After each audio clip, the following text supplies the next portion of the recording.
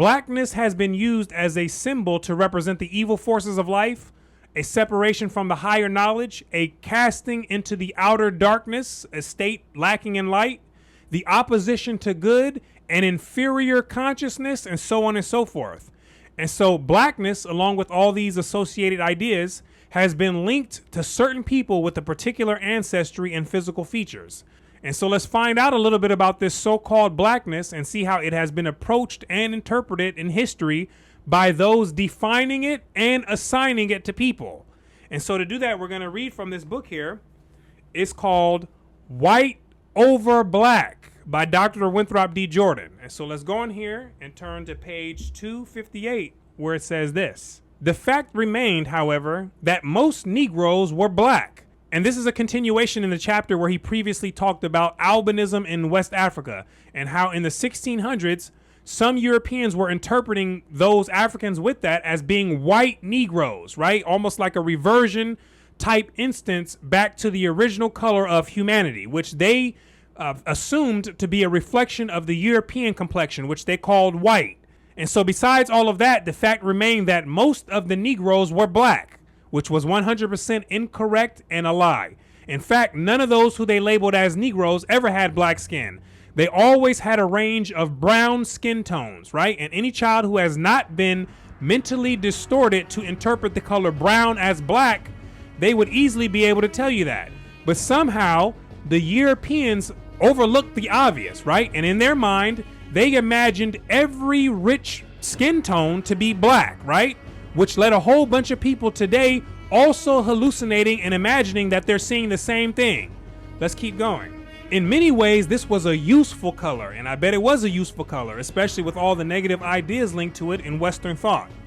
For classifiers of mankind, the Negro's blackness was in itself sufficient reason for placing him in a distinct category. So that blackness that they assigned to them was all the reason they needed to put them in a distinct, separate category, this nice and neat category.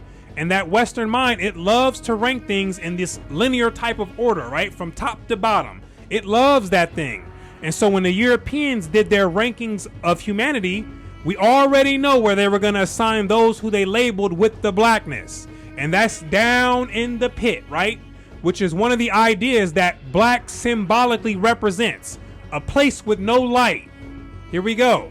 For Europeans in general, the Negro's blackness afforded a fixed polar position from which they could calculate the colors of all the peoples of the globe. A fixed polar position. That means you have the blackness on one end of the extreme, fixed, not going anywhere at the bottom, and then a variety of other colors in between all the way until you get to the other fixed polar position, which is what? White. And if this black is a symbol for the bottom, then this white must automatically be a symbol for what? The top, right? You see how clean and easy that is to understand? This is why this worked out so well and why it continues to work out so well in their system of psychological domination. Now watch this. Even in the 18th century, no matter how one wished to describe the majority of men, tawny, copper, yellow, olive, brown, Negroes were black and Europeans happily were white. You see that? It didn't matter how much brown was apparent on the skin. The European was firm that the Negro was black, right? And that he was white. And this is another expression of domination where they controlled the identity of people and they defined the people in the way that they saw fit. And black was how they described the Negro and also how they defined the Negro. And nobody was going to do anything about it during that time. The Negroes were forced to internalize that identity and accept that program. And then afterwards, they became carriers and agents for those same colonial ideas. That's why people are walking around today describing themselves as black, right? They keep passing on that program to the next generation, on and on and on. And that's exactly what the English knew would happen, right? That's why they invested so much energy in taking the mind and implementing that 9.0 version of slavery. And understand, when they were planning the society, they were thinking in terms of hundreds of years, not days, weeks, and months. Hundreds of years. And did this work? You better believe it worked. All you have to do is look around and examine the social structure of society, and you can get a glimpse on just how much energy the English and white elites put into making this system, right? which seeks to keep certain people as blacks and others happily as whites, like he explained. Let's keep reading. Black remained the opposite of white. Newton's optics had shown black for what it was, a deprivation. No one was lighter than Europeans, a fact that when joined to a consciousness of cultural superiority could produce the most extraordinary thoughts in the minds of Europeans. For on the spectrum of human colors, they were at one end, and it was very tempting, especially for light-skinned residents of the British Isles, to place them at the top. David Hume, the great Scottish philosopher, put the matter more baldly than anyone. Now listen to what this great philosopher said. Here we go. Hume was convinced that peoples near the poles and in the tropics were essentially inferior to those in the temperate zones, a conviction which can be traced historically back throughout European thought to the Greeks, which also lived in a temperate climate. What Hume did in 1748, though, was to go ancient philosophers one better by hitching superiority to complexion. The ancients did not link superiority to skin color, but the whites in the 1700s did. Now let's let David Hume bring out the rest of his updated version. Here it is. I am apt to suspect the Negroes, and in general all other species of men, for there are 4 or 5 different kinds, to be naturally inferior to the whites. The word naturally in this context was a very powerful tool for describing the status of Negroes and others who they labeled as non-whites. So his suggesting that Negroes and all other species of men were naturally inferior to whites, this compressed a vast range of meaning, right, which could be extracted by any of his listeners. But pay attention right now, because he's about to give his reasoning for thinking this. Here we go. There never was a civilized nation of any other complexion than white, nor even any individual eminent either in action or speculation. No ingenious manufacturers amongst them, no arts, no sciences. So he believed that only people called whites were ever a civilized nation. Now, is this true? Of course not, but it didn't matter if it was true. What mattered is that this is what he believed, and he was acting in accordance with that belief. Now look what else he said. On the other hand, the most rude and barbarous of the whites, such as the ancient Germans, the present Tartars, have still something eminent about them in their valor, form of government, or some other particular. Such a uniform and constant difference could not happen in so many countries and ages if nature had not made an original distinction betwixt these breeds of men. Not to mention our colonies. There are Negro slaves dispersed all over Europe, of which none ever discovered any symptoms of ingenuity. This was his observation, that they were scattered all over there doing a whole bunch of nothing worth mentioning. Here we go, let's keep reading. Though low people without education will start up amongst us and distinguish themselves in every profession. Right here he's talking about the whites. He's saying that even the most disadvantaged of them will find a way to climb up the ladder in every profession. Right? Pay attention to the thoughts and listen how these people were thinking. Let's get some more. In Jamaica, indeed, they talk of one Negro as a man of many parts and learning, but 'tis likely he is admired for very slender accomplishments, like a parrot who speaks a few words plainly. And so those were some of the observations and ideas from who they call the great philosopher David Hume. I want you to think about it, understand it, let it sink in, and most importantly, don't fall under those descriptions, right? Now let's get back to the words of Dr. Winthrop D. Jordan. Here, indeed, was the white man's burden of superiority. The shading of human color were of special value to Englishmen and Americans, for if Europeans were white, some were whiter than others. In an age infused with the presupposition of the chain of being, it was fatally easy to envision Europeans and the rest of mankind as constituting a great chain of color. And the great chain of being is a hierarchical structure with God at the top of this chain, and then the mineral kingdom all the way at the bottom, and then every other conceivable thing falling somewhere in between. And a great chain of color would have been similar in structure, but with those who they labeled as white at the top, right, in the replacement of God, and those labeled as black at the bottom, replacing the mineral kingdom, right? And then everyone else falling somewhere in between, right, with the various shades of color. Let's keep reading. While David Hume thought the distinctions which had been drawn between southern and northern peoples of the temperate climates were uncertain and fallacious, others were not so sure. Benjamin Franklin, for instance, disgusted with the Germanization of Pennsylvania, wistfully explained his preference in terms of complexion. This is what he said. The number of purely white people in the world is proportionably very small, and purely white people referring to people primarily of English ancestry. All Africa is black or tawny. Here we go, lying again. All Africa is a variety of skin complexions, excluding black. That's the truth. Asia chiefly tawny. America, exclusive of the newcomers, wholly so. And in Europe, the Spanish, Italians, French, Russians, and Swedes are generally of what we call a swarthy complexion, as are the Germans also. The Saxons only excepted, whom with the English make the principal body of white people on the face of the earth. I wish their numbers were increased. This is how vicious some of those elites were with English ancestry. They had to find a way to place themselves even above other Europeans, right, in this ranking of whiteness. But you can see that during this time, Jefferson viewed the English and the Saxons as people who made up the core of the white people, right? Every European wasn't included in this white category, right? As the inner circle of it. And who was included in this category, it changed over time, just like it did for those who they included in the black category, which lets us know that these are just people making this stuff up, right? And they can change it at any time when they want to. And you have to understand it. Let's keep reading. The questions concerning the Negro's place in creation and of his color were played out upon an international stage. They were not peculiarly American problems, although their formulation was based partly on information from America. To the extent that these questions were scientific, they were necessarily international. Scientists belonging to an international fraternity and transatlantic communications, slow as they were in the 18th century, enabled natural philosophers in America to make claim to membership. There were some matters concerning the Negro's physical nature, though, which depended so heavily upon intimate daily experience with Negroes that the problems involved were peculiarly American. The American colonists had more reason than Europeans, for instance, to find ways to express the social distance between Negroes and themselves.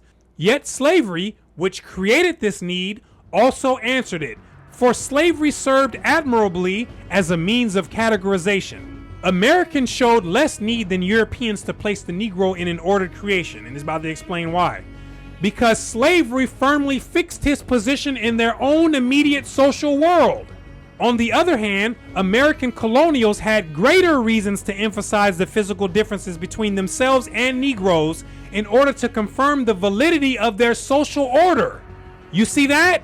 Let that sink in and pay attention closely to what we're about to read right now. Here we go. And years later, an Englishman who traveled widely in the colonies expressed his disgust after spending a most uncomfortable night in a tiny cabin with an overseer and 6 Negroes by calling the Negroes a parcel of nasty black devils.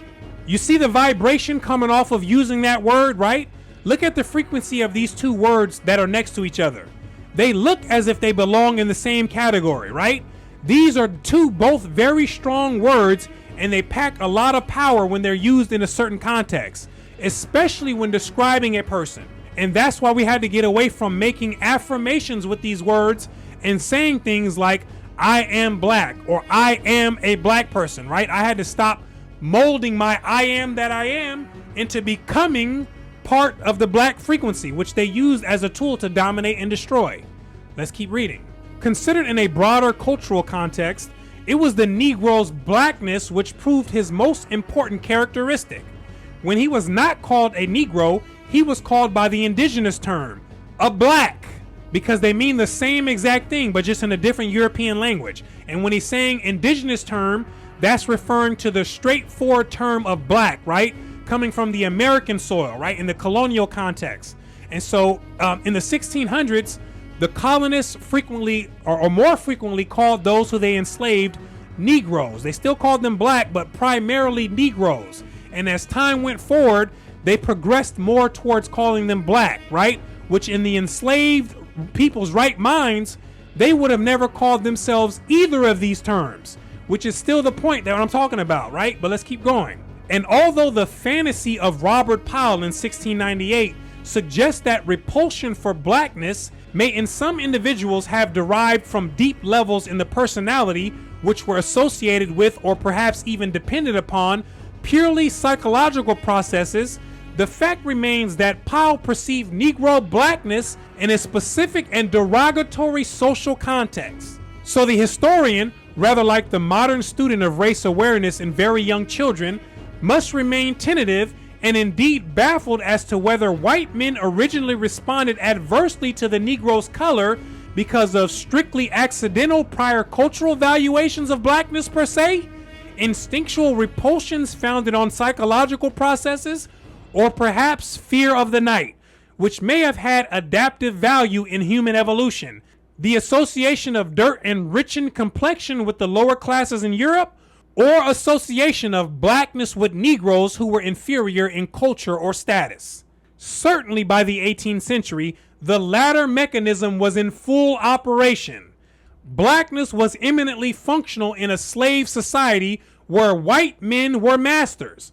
It served as an easily grasped symbol of the Negro's baseness and wickedness. And who in Christian theology is the ruler and the governor of baseness and wickedness? It's the character called the devil, right? The personification of the force of evil, right? So this was a complete system that they wrapped around the consciousness of the enslaved, labeling them as black, tying blackness to them, creating exaggerated descriptions of them, using symbolisms to dominate, destroy, and distort the perceptions of their reality. And the enslaved started to believe it. Let's continue going. The SPG missionary Elias New, always one to exaggerate in a good cause, claimed that I have been told that the Negroes bear on their foreheads the mark of the reprobation, and that their color and their condition confirms that opinion. Cotton Mathers, among others, went out of his way to denounce the idea that it would have had any meaning in the next world. Their complexion sometimes is made an argument, he wrote in the Negro Christianized, why nothing should be done for them. Enslavement of blacks in a bright land of promise immensely complicated the meaning of color. Now pay attention closely to what's about to be said. This is a dilemma written in 1704, posing the question and the solution to this complicated meaning of color. Here we go. Question: whether Negroes shall rise so at the last day. The last day is obviously referring to the return of Jesus and the resurrection of the souls to be taken to heaven. Answer: the pinch of the question only lies whether white or black is the better color. For the Negroes won't be persuaded, but their jet is finer and more beautiful than our alabaster. If we paint the devil black, they are even with us, for they paint him white, and no doubt are as much in the right on't as we. None amongst them who are legitimate being born white, but such are a kind of leprous person, and they boast of an emperor of Rome, one of the best of them, 'twas Severus, and saints, fathers and martyrs, without number who have been of that color. But after all, unless we are very partial, there is something natural in it. Black is the color of night, frightful, dark, and horrid, but white of the day and light, refreshing and lovely. Taking then this blackness of the Negro to be an accidental imperfection, I conclude thence that he shall not arise with that complexion, but leave it behind him in the darkness of the grave, exchanging it for a brighter and a better at his return again into the world. Absolute foolishness, if you ask me. And so this is why it's important to understand the concept of blackness, the history of it, and how it was used, because it was used as a psychological tool by the colonizers during their colonial period of domination.